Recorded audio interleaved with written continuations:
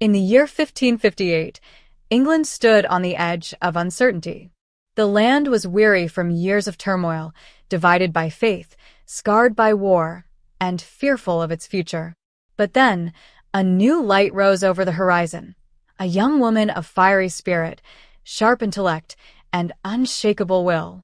Her name was Elizabeth Tudor, and her reign would usher in an age unlike any England had ever known, the Golden Age. Elizabeth was only 25 when she became queen. She inherited a kingdom fractured between Protestants and Catholics, surrounded by powerful enemies and nearly bankrupt. Many doubted that a woman, unmarried and untested, could rule a nation so torn apart. But Elizabeth was no ordinary queen. She had spent her youth learning how to survive in a world that often wished her dead.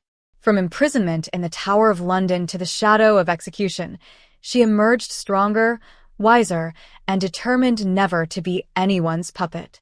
Her first act as queen was to bring stability to her realm. Through careful balance, she created a religious settlement that united her people under one church, the Church of England, blending Protestant faith with traditional ceremony. It was not perfect, but it brought peace. Her motto became legendary: "I see and say nothing." She watched, she learned, and when the time was right, she acted decisively. As her throne grew stronger, so too did her vision for England. Elizabeth surrounded herself with brilliant minds, men like William Cecil and Francis Walsingham, who helped her navigate the dangerous world of politics and espionage. Every decision was calculated, every move deliberate. She played the game of kings better than any man at court, outsmarting rivals and enemies alike. Marriage proposals came from every corner of Europe, Spain, France, and beyond, yet Elizabeth refused them all. She declared herself married to her kingdom. The world would know her as the Virgin Queen, loyal only to England. Under her leadership, England began to rise. Trade flourished. Ships set sail from London, Plymouth, and Bristol, venturing into the unknown seas. Brave explorers like Sir Francis Drake, Sir Walter Raleigh, and John Hawkins expanded England's reach across the globe. They returned with tales of discovery, treasures from distant lands, and dreams of empire. For the first time, England looked beyond its shores and saw the world waiting. But glory was not without danger.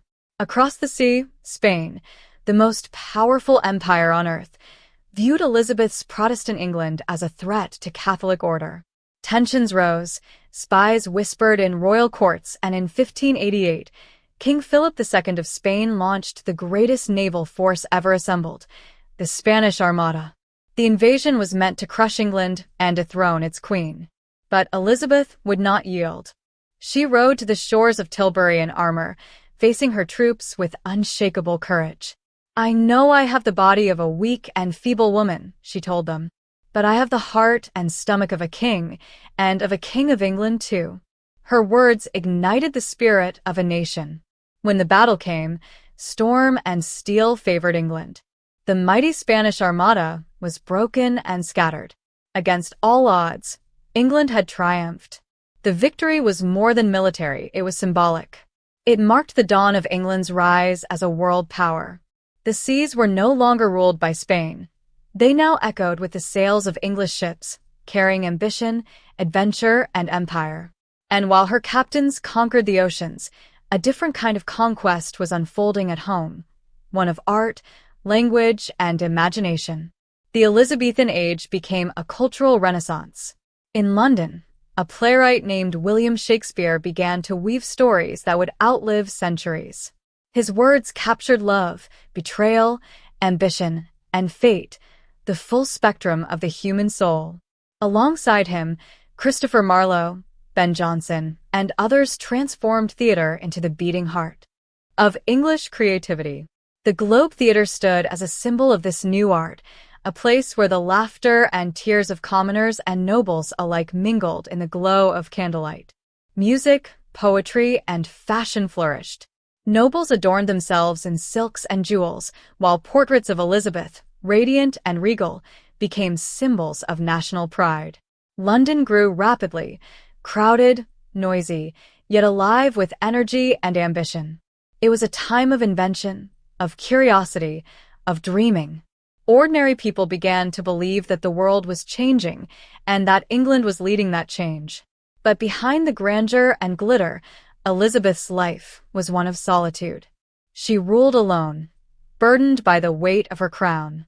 There were no heirs, no husband, no family beside her, only the throne and the ever-shifting tides of politics. Yet she never faltered.